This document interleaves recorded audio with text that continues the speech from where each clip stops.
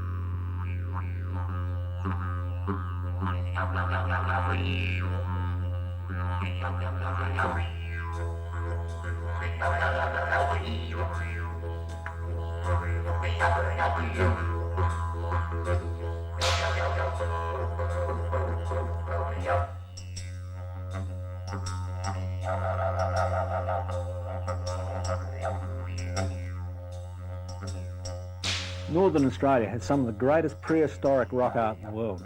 And here in the Kimberleys, the art is dominated by the Wandjina figures. The Wandjinas come in from the northwest on the monsoons, coming in with the wind and the rain and creating all the landscape that we see today. You can imagine how dramatic the monsoons were to the inhabitants of this land. Thunderstorms, lightning and torrential rain pouring down these river valleys. And it's no wonder that the Wandjinas were the creators of the landscape. They travelled the land and came and settled in these caves. And here we have a highly stylised Wandjina, about 6 foot long. Often you'll find them just as heads, eyes and a nose, but no mouth. They are very dramatic. Other figures you'll find in these caves are crocodile men and Bradshaw figures. Bradshaw figures predate the Wandjina figures and are extremely old, probably thousands and thousands of years old, and are named after the person who discovered them, an early explorer through here. These caves were living areas and also burial chambers. And so right throughout the landscape, you'll find art sites, living sites and burial sites. Whatever you do, they are to be treated with the respect they deserve. And you should never, ever touch the paintings or the burial sites.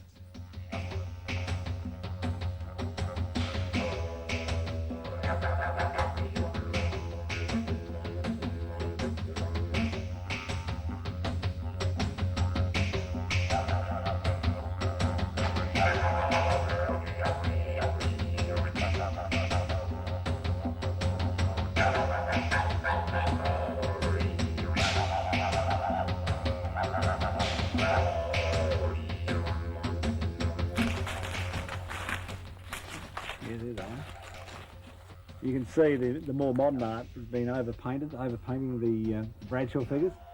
And it just goes to show that the latest artists probably didn't really care about the old art. It's a shame, huh? Yeah, it is a bit. Why didn't they paint them next to them?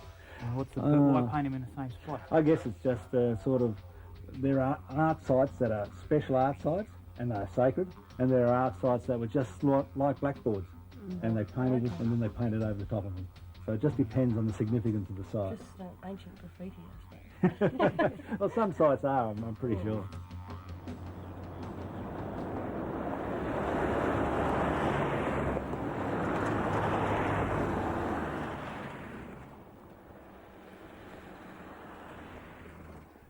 We've been camping for over 30 years, and in that time I picked up the odd hint on how to set up a good camp.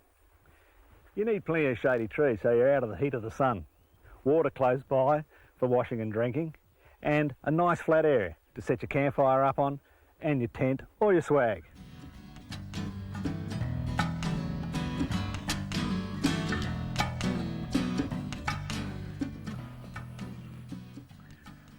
You know, there are a host of tents around, but there are none better than Australian or New Zealand made ones. Look for those that are easy to put up, made of good quality canvas, have a sewn in floor and plenty of ventilation for this hot Australian sun.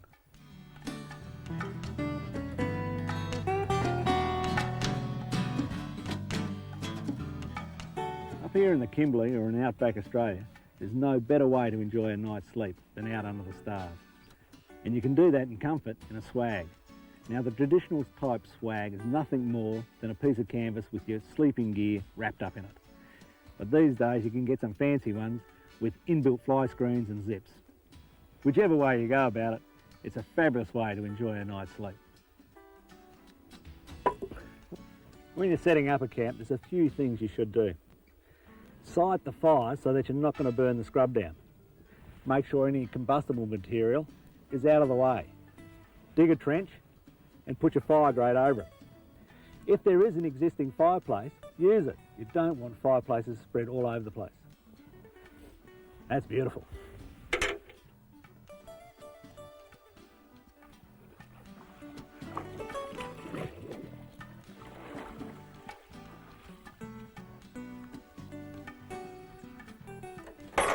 Out here in the bush, you don't need to do without anything, but you've got to treat it the right way. Now when you're collecting water, collect it from the deepest, clearest part of the stream. When you want to have a wash, don't pollute the water with soap. The last thing you want to do is disturb the little fishies or anybody camping downstream. Go in the water, wet yourself down, go away from the water by 20-30 feet, soap yourself up, and then wash yourself down with a bucket of water. And then you can enjoy the water again with a nice swim. For toilet requirements, set your dunny up well away from the water and bury your waste nice and deep. The last thing you want to do out here in this beautiful environment is get crook.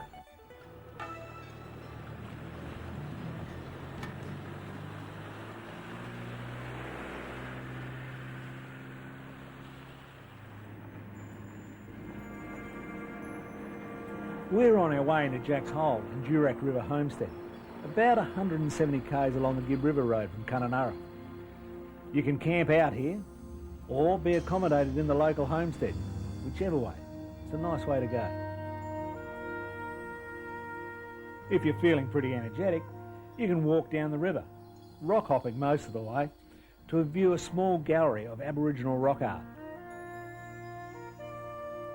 It lacks the sophistication of some of the art galleries you'll find in the Kimberley, but it's obviously pretty old and worn.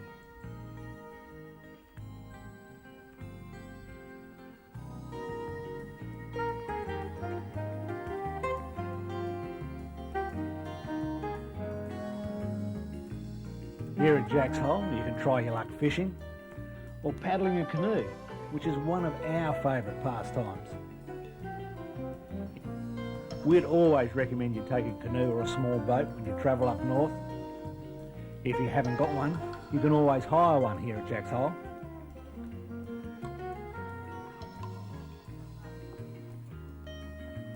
It's a top way to do a little fishing or just to watch the wildlife. Or maybe just to take an early morning swim.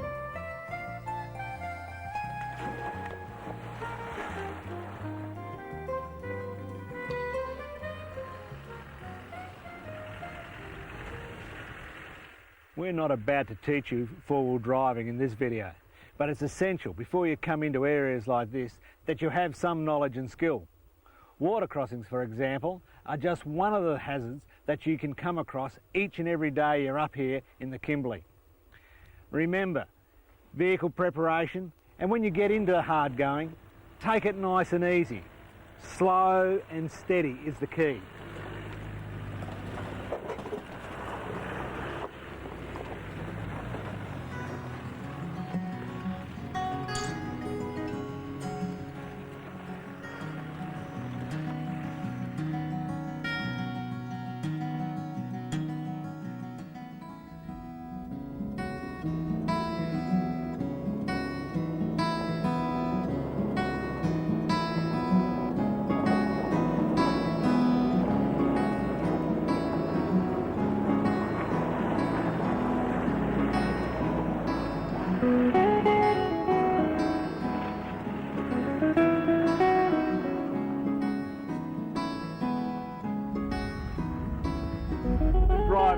across a rough and bumpy track into the Mitchell Falls on the far northwest of the Kimberleys.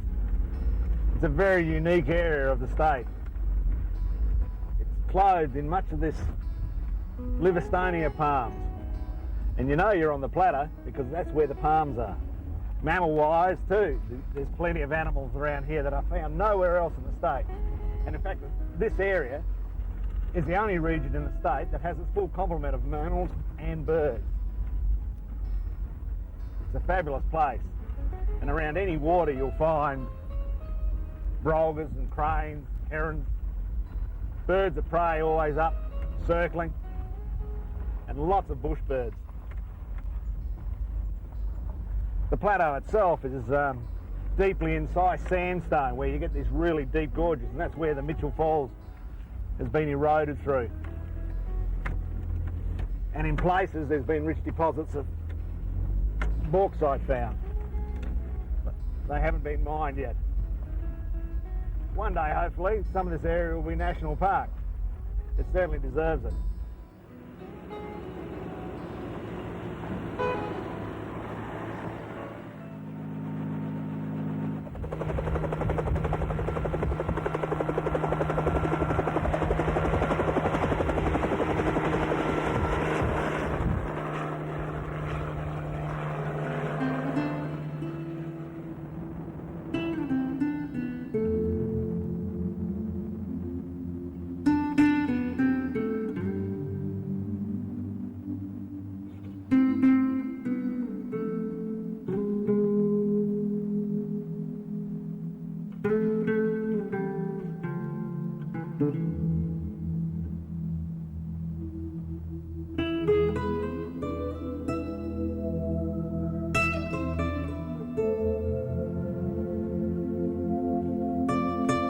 What a magical place. You spend 3 or 4 days travelling here by vehicle, across corrugated roads, through rugged country, and you come to this place. Carved out of the sandstone by the Mitchell River, the Mitchell River Falls. It is absolutely fantastic. During the wet season, this whole area is nothing but a sea of water, cascading over this escarpment. In the dry, it shrinks back to just a trickle of water. It's an absolutely phenomenal place. Surprisingly, it was only in the 20s that white men actually penetrated the Mitchell Plateau. They were geologists looking for minerals.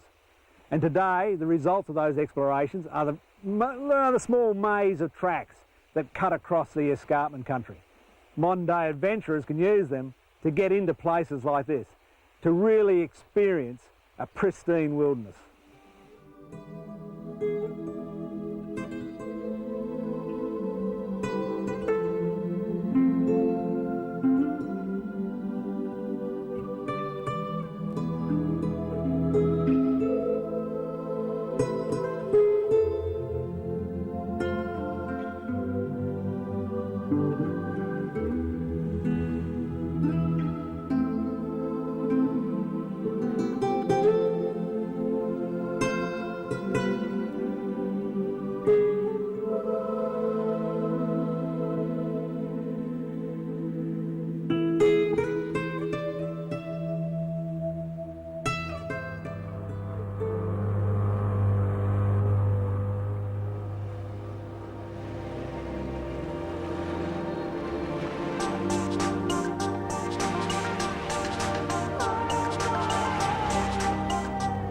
Can't get much further north than this in Western Australia.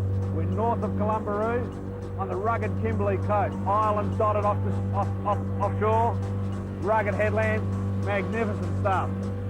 We're fishing with John, a local, born and bred here, knows the reefs and the coast like the back of his hand. Magnificent area, and we're after queenfish, Spanish mac, black kingies, mulloway, you name it, this place has got it.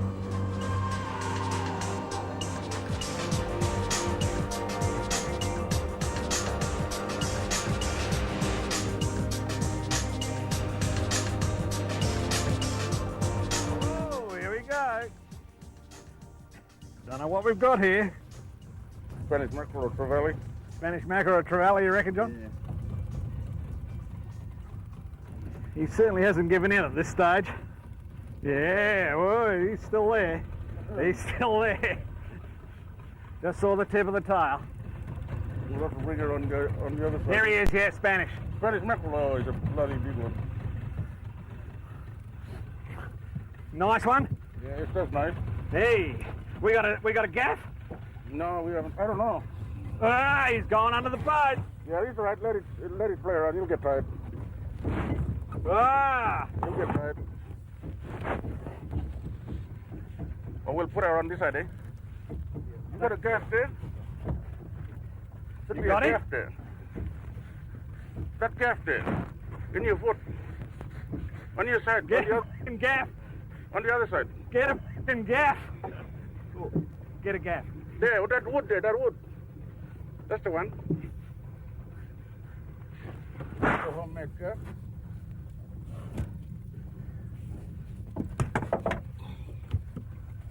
Okay, John, you got a gaff, mate?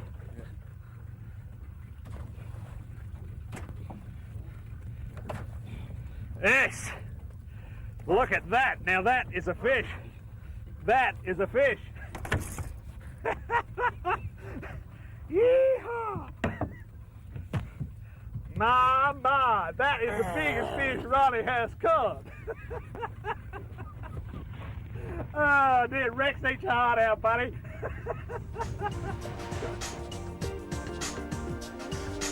I think it's even got karma, John. Yeah. Unreal. And when's the best fishing? Is it this time of the year or wet season or? From August to September, October, you get Spanish mackerel. Yeah. And then they're gone after that. Right. You get red empress, finger mark, small ones, you know. Yeah. But from August, you get big Spanish mackerels, you know, Right. a lot. Right. And during the wet, you get, you know, finger mark, threadfin salmon, Right. queenfish, Yep. catfish, you know, silver cobbler, Right. they call. Yep. Yep. We get all that. Yeah. What And about barramundi. Yeah. What about the barra? When's the best time for the The barra? best time for barrow is December and January. Right. But they start coming in now, you Yeah. know. We've been getting barramundi for the last 3 days. Yeah. Oh! We've got something here. Ah, here we go again. Don't know what it is. What do you reckon we got, John? Shark? Yeah, don't know. Well, you can see how it got a bit of goes. colour down here. Yeah, it's a shark, mate. It's a small whaler, I think. Oh, what are we going to do with him, John? Oh, we just let it go. Oh, okay. You got a pair of pliers Yeah, or yeah, just hand it over here. hand him the whole Yeah, lot? The whole lot, yeah. What Yeah, you it's do- only what a you do small is- whale. What you do is grab it. Like that? Yeah, right. Whoops. Okay. I'm up on the steps. A complete hero. A complete hero. Can I get any higher? I'll be up on the motor if it's a bigger one.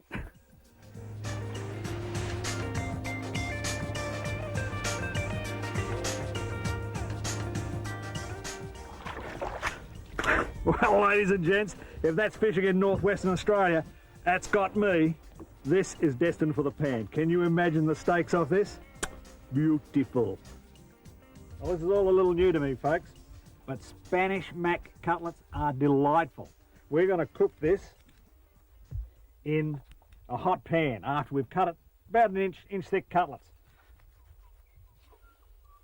Look at all that beautiful meat. And we deep fry it in butter, a little bit of white wine, some cracked pepper. Yeah, beautiful.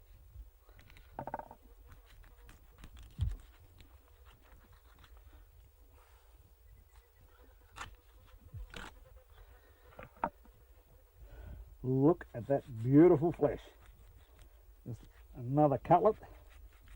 What I like about these fish is the bones are the size of a T-bone.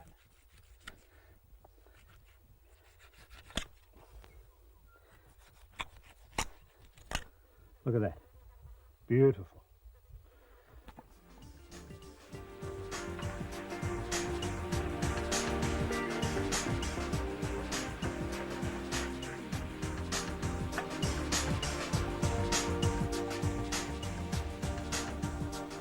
That's a meal fit for a king, mate. Can't see the bloody thing.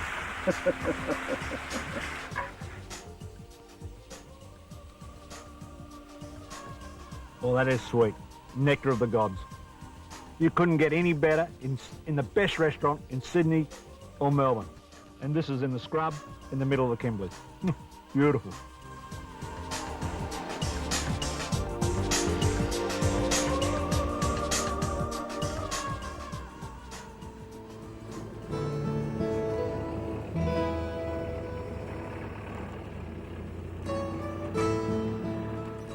On this trip through the Kimberley, I've been following some of the early explorers through this area. In 1901, Brockman, just 6 years after the first explorers came over the King Leopold Ranges, set out from Wyndham, travelled through the central Kimberley to the west coast, north to around present-day Columbaroo, then across here to the Drysdale River. This place is just as remote and as beautiful as it was then. The river is absolutely magic. It stretches way to the south across a vast escarpment country and is beautiful in many places.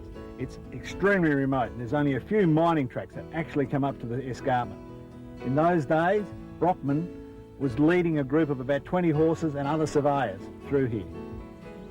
His trip, all told, took a couple of months and it was an incredible feat.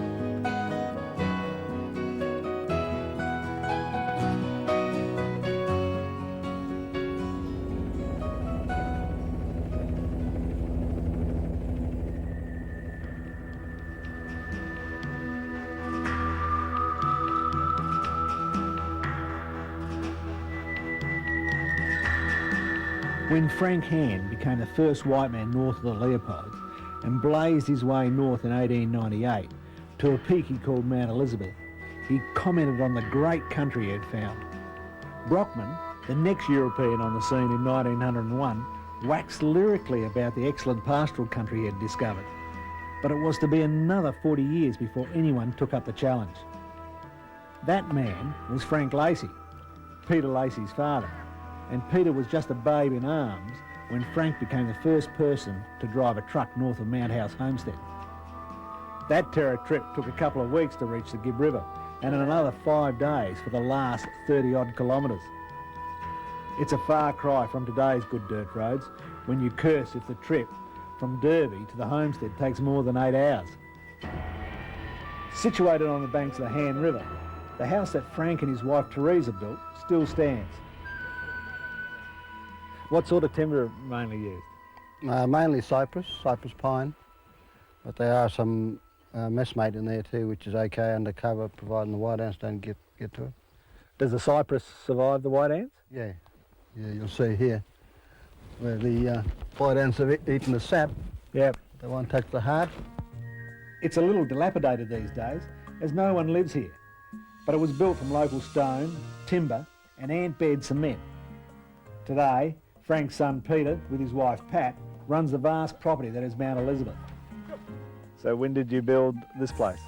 Oh, we've been going for the last 20 years, I suppose, off and on. Yeah, right. We were building here, but we're still living over the old place Yep. to start with, and we moved over. And the worst of moving into a place before you finish is you get comfortable, and there seemed to be more pressing work outside, and forget about the house. This is the ultimate in open plan living, mate. Yeah, I suppose you could say that. Pretty open, isn't it? Yeah, that's for sure. That's for sure. Eventually get to finish it one day. Right. I like the stonework. Yeah, I just learned as I went.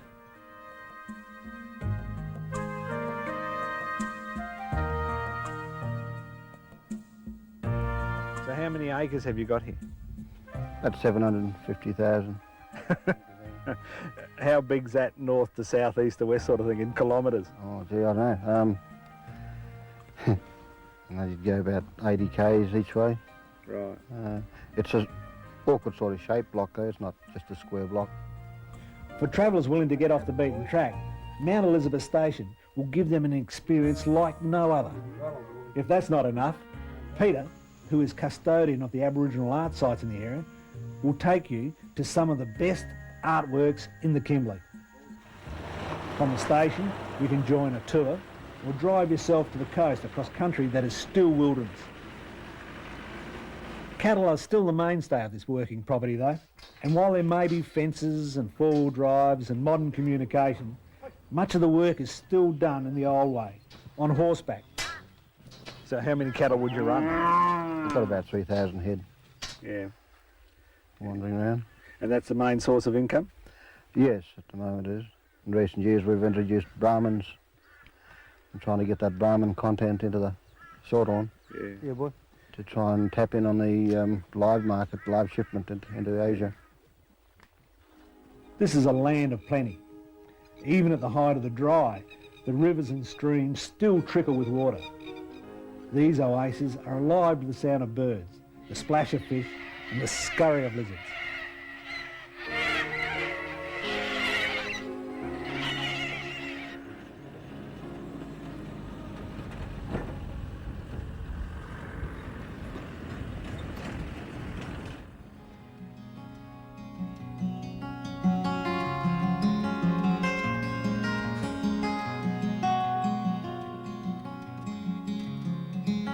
For the last couple of days, we've been following the route of Brockman's 1901 expedition along the Drysdale River. For that you need extensive map reading and navigation skills. Now when you go out into the bush, you don't have to be an expert, but certainly some basic knowledge is required so that you can understand what this map is trying to tell you. Once you start getting into more remote areas, then you'll need to have a firm understanding of what topographic maps are all about, how to handle a compass and a GPS. These things are very, very handy to tell you where you are and where to go to, but they're not essential and they shouldn't take the place of good map reading and navigational skills.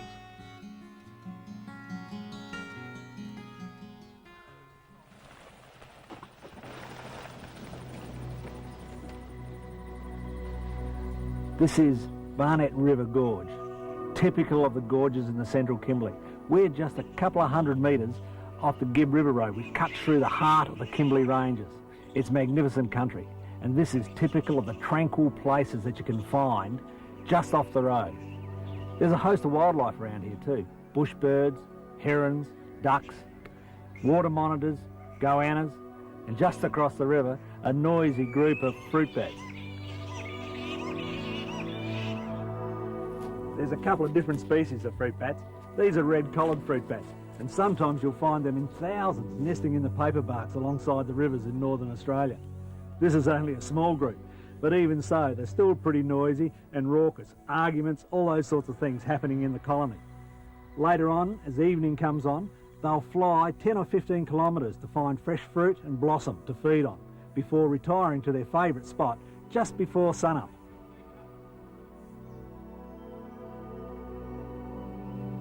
Talking about favourite spots, Barnett River Gorge has to be one of my favourite swimming holes.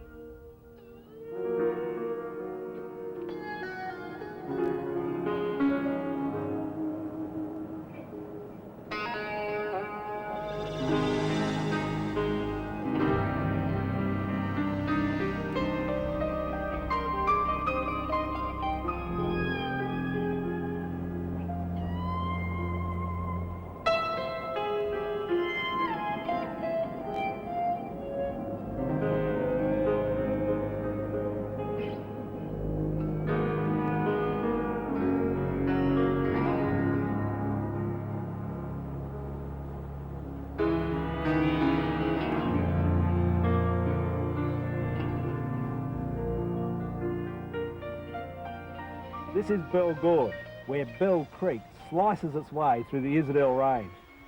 Just to the south, there's the major barrier of the King Leopolds. Soon, this whole area will be proclaimed a national park. It's a magic place, and it's one place of all the gorges in the Kimberleys that you should come and see.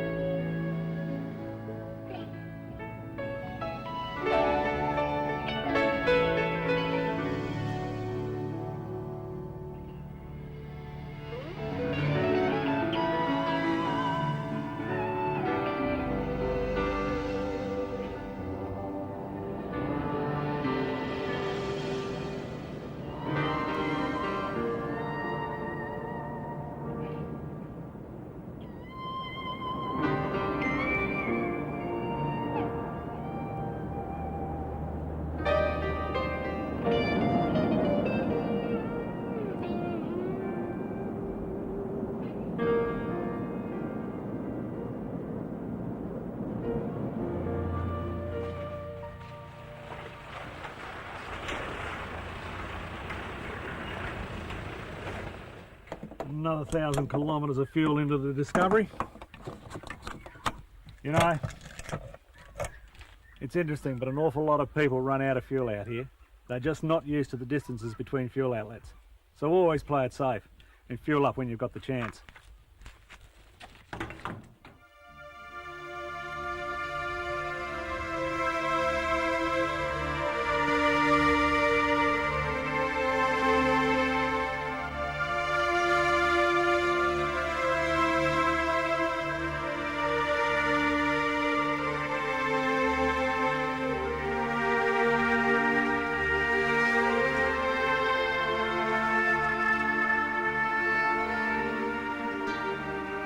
We're standing at the entrance of Tunnel Creek, one of the geological wonders of the Kimberley. Here, over millions of years, water has etched this tunnel through the Napier Range. It runs for about 800 metres. Here, in this cathedral-like atmosphere, it's cool, dark, tranquil. It's a beautiful place.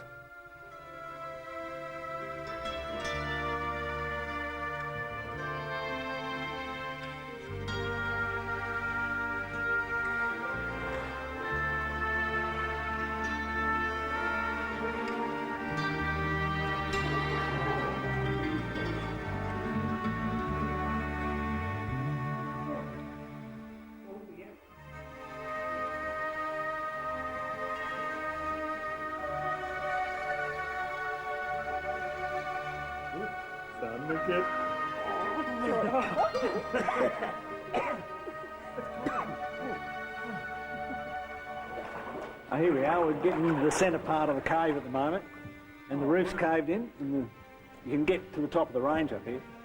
Oh, beautiful.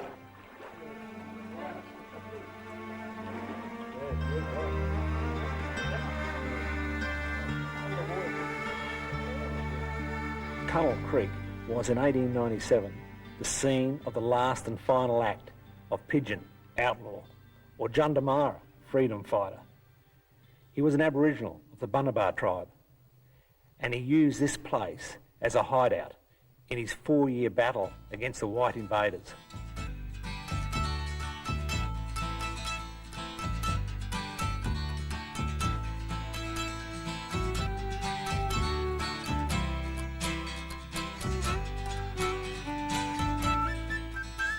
In the 1890s, when white settlers moved into this area, Pigeon and his fellow compatriots got into a fair amount of trouble spearing sheep.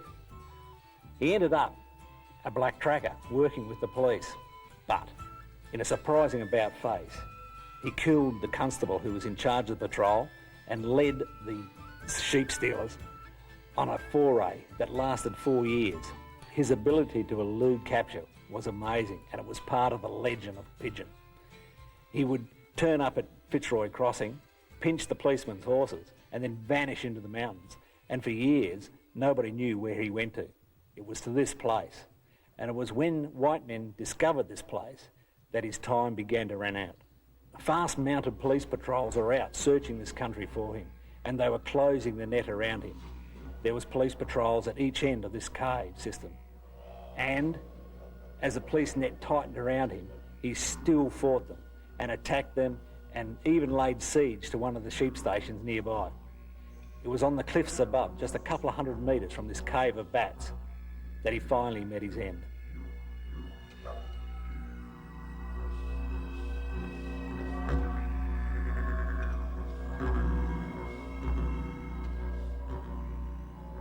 These lonely ruins are all that remains of one of the Kimberley's earlier sheep stations. It was here, in November 1894, that Pigeon killed his first victim.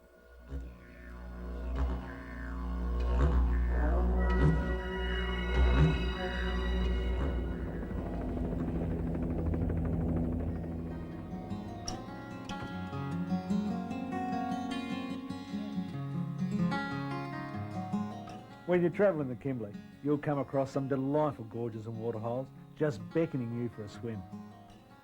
Up here in this rock-strewn range country, you don't need to worry too much about crocodiles. There may be the occasional fresh air around, but unless you corner one, they are generally not a problem. They're harmless. Closer to the sea, or where there are no waterfalls between you and the ocean, you have to take care. There are some big crocs up here on the Kimberley coast, and they eat people. Remember, they go a long way upstream, so if there is any doubt, stay out.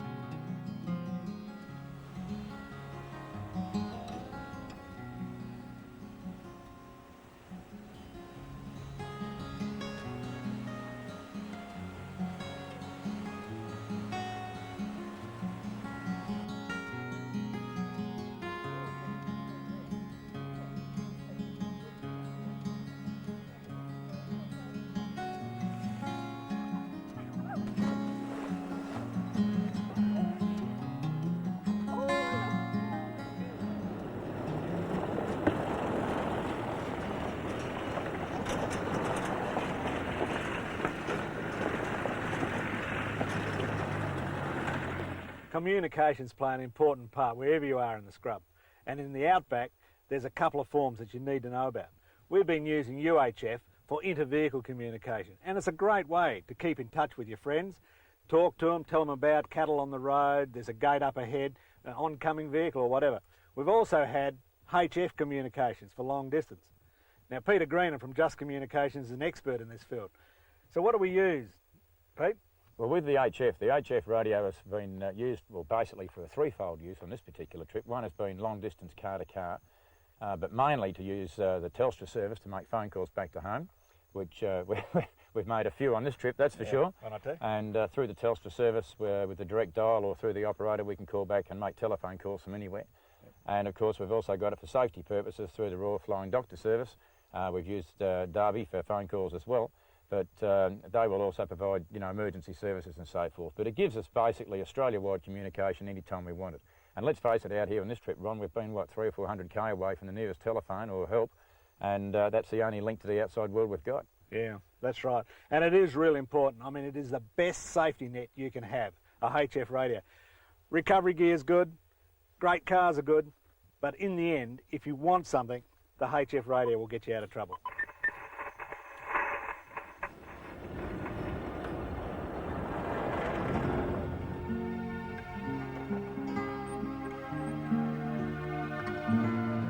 Here we are at the bottom of Mount Hamilton in the remote central Kimberley, about to have a 5-star meal. What are we making tonight anyway? Lamb bouillon. Sounds good, sounds good. Yeah, all you got to do is just plan ahead, and it's really easy. This is a fairly simple meal, isn't it? Yep. Yeah. Just make sure that when you plan your meals beforehand, so that you've got all your spices with you, and then you can just do whatever you want. While you're out there, you're not looking for anything. And how do you keep your meat? Meat's best Kyrovac because it will last. You don't get any blood in your fridge. And most Kyrovacing is sealing it, vacuum seals sealing it. it, Takes isn't it? all the air out of the meat, and it will keep in a cold fridge for quite some time. Steak will keep for about 6 weeks. Chicken will only keep for about a week to 2 weeks if it's really cold. Lamb chops like that a couple of weeks or more. But if you ask your butcher, he'll let you know the exact time frame that the meat will keep for. And that's the best way to take your meat. It just lasts so much longer. And vegetables, you've been wrapping them, haven't you? Yeah, you've got to wrap them. Unwashed potatoes are much better. I couldn't get unwashed for this trip, but unwashed potatoes will last much longer. But still wrap them individually, and that way if one goes off, it's not going to set the whole lot off. Little mystery bags. Yeah. And do the same with all your veggies. You get carrots, cabbages, apples, everything. Just wrap them in some newspaper first, as it helps take the sweat away. And then put them in the green long life bag. You can see that's well used. They can be washed and reused over and over, and it just keeps them really well. When they sweat, the most important thing with your veggies, even when they're wrapped, is to check them regularly, about every 3 days, just to see if anything's gone off. One pan meals are the way to go when you're out bush. So we're throwing all that in there, are we? Yeah, all the onions go in, and then you just throw in some carrots, a few Got to beat the flies to it. few herbs and spices. You mightn't need such a big helping of food. We're cooking for 11 here, so we've used a pretty big camp oven and repeated the layering process a few times. Use a cup or two of water so it doesn't dry out. Chuck the lid on and pop it on the stove or fire for at least 45 minutes. By then, this hungry group will be ready to devour the lot, and the sun would have left us. That's how quick the sun sets up here in the far north. Lamb boulanger, fit for a king. Tea's ready, come and get it. Okay, Paul, you're first. Couple of chops.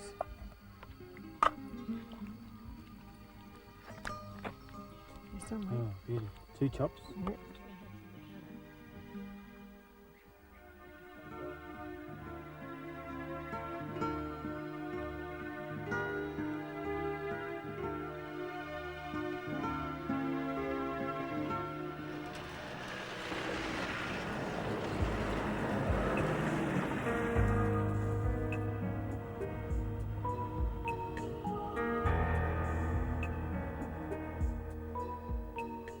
Here in the Kimberley, I never tire of some of the hidden oases you can find. Most places you need to walk a short distance, and in others you may need to hike for 15 to 30 minutes.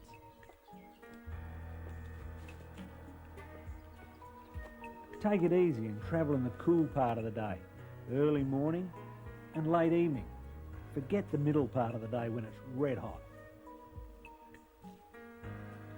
In the wet season, water can be found everywhere in this country, but in the peak of the dry, water can become really scarce. But when you find it, oh boy, this is beautiful. This is manna from heaven. And when you find it, use it. Fill up your water containers and cool off.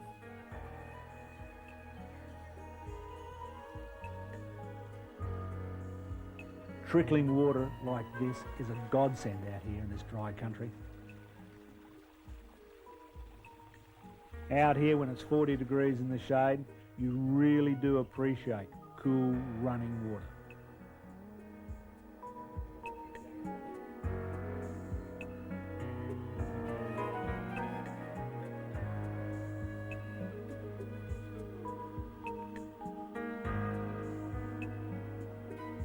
Isn't this absolutely delightful? This magical little oasis tucked into the range is Mystery Springs. We're surrounded by a Devonian reef, millions of years old, that was once in the middle of a living, vibrant sea. It stretches down and around in a vast horseshoe, coming out of the North Kimberley coast up near Columbaroo. It's a magical place. Water sifting down through this limestone, comes out here turquoise clear. It is absolutely delightful. And you can bet where I'm going in a couple of seconds.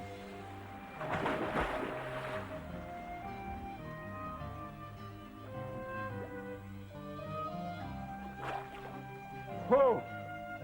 That is magic. I think I'll stay here a while.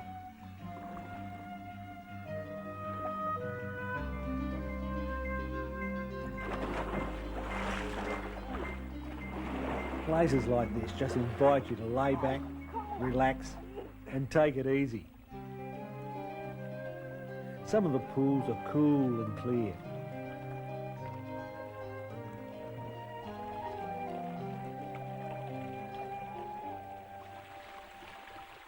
Others, warmed by the sun, are near body temperature.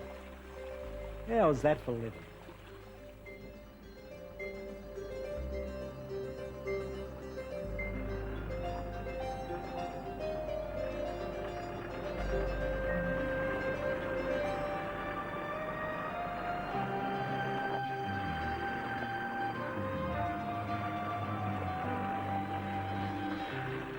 It really does help to have some mechanical skills, so you can carry out the odd bush repair like we're doing here to this pipe. If you haven't got any, carry some tools, some spare parts and a manual for your particular vehicle, so then you can con somebody else into helping you, like we've got here. That temporary bush repair to a turbo pipe, 10,000 kilometres later, it was still going strong and it got us home.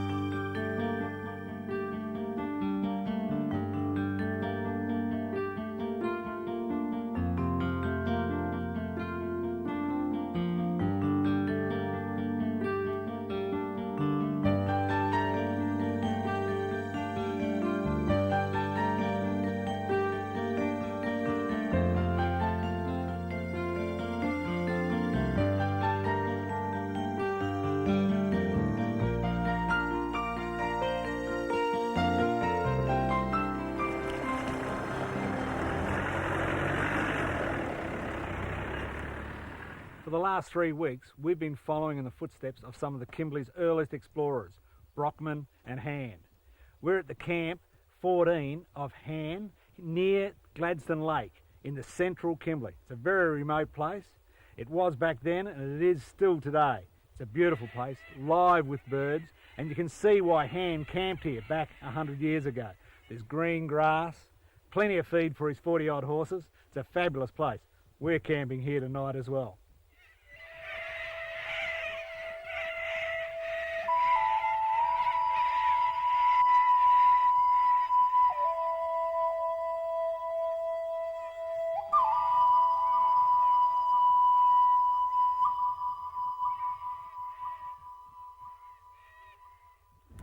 Last night, the elements conspired against us. We have had torrential rain, at least 3 inches, thunder, lightning that you wouldn't believe. We've had sheets of water running across this relatively flat land, 3 or 4 inches deep. The river, bone dry last night, is running a banker. It is unbelievable. Brockman's Tree, where we're heading for, is 50 k's up the track. We were averaging 10 kilometres an hour yesterday. Today, we've got 20 streams to cross, a major gorge to go through. We can basically write the whole idea off. Here in the Kimberley, I think that's what part of the magic is. If the weather and the land conspire against you, that is it. They reign supreme. It is an incredible place. I'll be coming back because I love the place, and because that tree is still up there, we're going to find it next time.